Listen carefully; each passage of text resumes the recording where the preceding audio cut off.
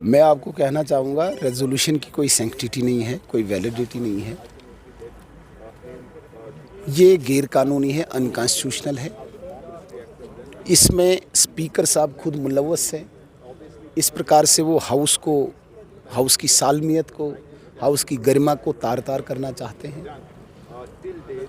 जिस रेजोल्यूशन की national conference बात कर रही है, वो इंडियन कॉन्स्टिट्यूशन में कोई वर्ड ही नहीं है स्पेशल स्टेटस। और जिस स्पेशल स्टेटस को ये इंडिकेट करवाना चाहते हैं आर्टिकल 370 में, आर्टिकल 370 एक हिस्ट्री है, आर्टिकल 370 एक इतिहास है और ये टेम्परेरी प्रोविज़न था जब तक इंडियन कॉन्स्टिट्यूशन यहाँ लागू न हो। जब इंडियन कॉन्स्टिट्यूशन यहाँ पे पार्लियामेंट में पास होके लागू हो गया रीऑर्गेनाइजेशन एक्ट के बाद, कोई भी असेंबली अब पार्लियामेंट के डिसीजन को चैलेंज नहीं कर सकती है अंडर 246 आर्टिकल। और जब सुप्रीम कोर्ट के कॉन्स्टिट्यूशनल बेंच ने इसे वैलिड ठहराया, इसको सेटल कर दिया, अब 141 आर्टिकल के तहत no one is supreme, no one is above the supreme court. इसलिए ये बेसलेस है, इसकी कोई बेस नहीं है, ये फेक है, ये लोगों को गुमराह करने वाली बात है। ये नेशनल कॉन्फ्रेंस का स्पेशल स्टेटस है, कॉन्स्टिट्यूशनली इसकी कोई वैलिडिटी नहीं है। नेशनल कॉन्फ्रेंस का अपना एक स्पेशल स्टेटस है। इनकी अब चौथी पीढ़ी ये स्पेशल स्टेटस एंजॉय करना चाहती है। उसके लिए ये है, उसके लिए ये तैयारी है, उसके लिए एक कैंपेन है। इनके दादा मोहतरम शेख मोहम्मद अब्दुल्ला साहब से लेके प्लेबसाइड से लेके एटानमी से लेके पता नहीं आज़ादी से लेके क्या क्या अभी तक हुआ।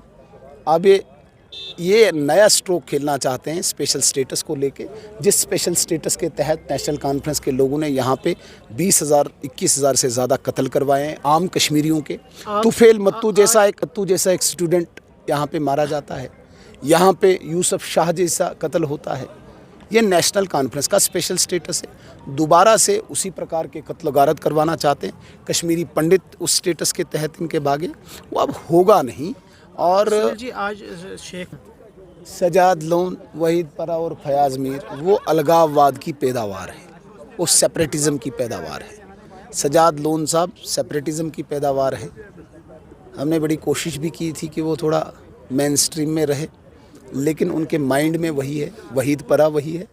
तो उनसे और क्या एक्सपेक्ट कर सकते हो। उन्हें कभी न कभी याद रखना, कश्मीर की जनता जवाब पूछेगी। मैं आज कश्मीर की जनता को आह्वान करना चाहता हूँ, आप आइए, इन्हीं को बोलिए डिबेट करें और बड़े बड़े लीगल एक्सपर्ट्स बैठिए, नेशनल कॉन्फ्रेंस को भी बिठाइए, बड़े लीडर्स को, सजाद गनी लोन और वहीद पर्रा को भी, जो अपने आप को बड़े इंटेलेक्ट मानते हैं, बोलो बैठो। आप सुप्रीम कोर्ट में भी जाके फ़ोटो शो करके आए हो और तब कश्मीरियों को दिखाया, हमने सुप्रीम कोर्ट में चैलेंज किया, फिर बताया अब सुप्रीम कोर्ट से उम्मीद है। कॉन्स्टिट्यूशनल बेंच ने भी उसे सेटल कर दिया, पार्लियामेंट ने भी वो सेटल कर दिया। अब मुझे बताइए, एक टेम्परेरी प्रोविज़न को, जिस टेम्परेरी प्रोविज़न को कांग्रेस ने नेशनल कॉन्फ्रेंस की मदद से 60 साल तक रखा, उसको धराशायी किया।